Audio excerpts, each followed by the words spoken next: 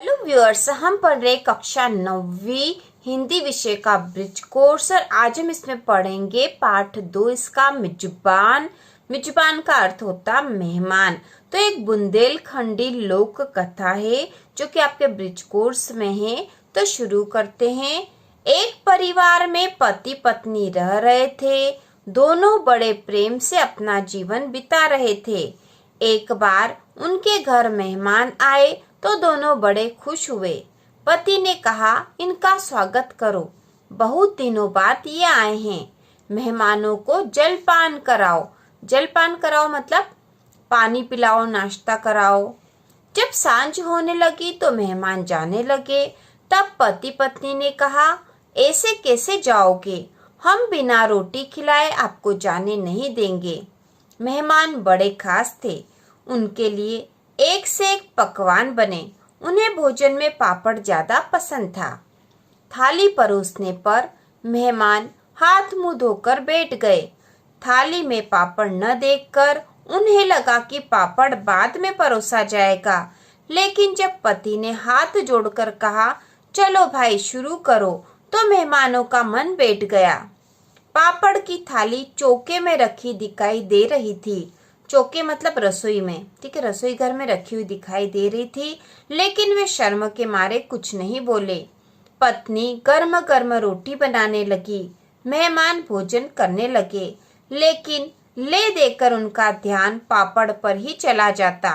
चूल्हे के पास सीके पापड़ रखे हुए दिखाई दे रहे थे। मेहमान ने बड़ी रुचि के साथ सभी चीजें खाई, भुजिया, बर्फी, लड्डू, खीर, पूरी, लेकिन उनका ध्यान ले देकर पापड़ पर ही था। उन्होंने सोचा कि यदि हमने पापड़ नहीं खाए तो ये कैसी मेहमान नवाजी। वे मन ही मन सोचने लगे कि भैया भाभी कब पापड़ परोसे। जब उनकी समझ आया कि उन्हें पापड़ परोसना ध्यान नहीं आएगा तो उन्होंने जुगत लगाने की सोची, मतलब कुछ उपाय करने की सोची जिससे पापड़ खाने को मिल जाए। मेहमान ने कहा, एक बात बताना तो भूल ही गया। पति पत्नी बोले, कौन सी बात? मेहमान बोले, बहुत जरूरी बात। कल तो भगवान ने ही मुझे बचाया। यदि भगवान मेरी रक्षा नहीं करते तो मैं तो मर जाता और आज का भोजन करने को नहीं मिलता। मैं तो कल ही खत्म हो जाता। मैं तो बड़े मजे से जा रहा था, इतने में सरसराते हुए काला नाग आ गया। क्या बताऊं भाई कि इतना लंबा सांप था, यहाँ से लेकर वहां तक जहाँ वो पापड़ रखे हैं। तो इस प्रकार उसने इशारा करके बता दिया, यहाँ से लेकर वहां तक इतना लंबा सांप था जहाँ तक पापड़ रखे हैं। इशारा करते ही पति पत्नी एक साथ बोले, अरे हम तो पापड़ परोसना ही भूल गए। मेहमान ने कहा, अब रहने दो। पति पत्नी बोले, ऐसे कैसे रहने दे, ये तो खाने ही पड़ेंगे। मेहमान ने कहा, अच्छा तो अब पापड़ की थाली ले आओ।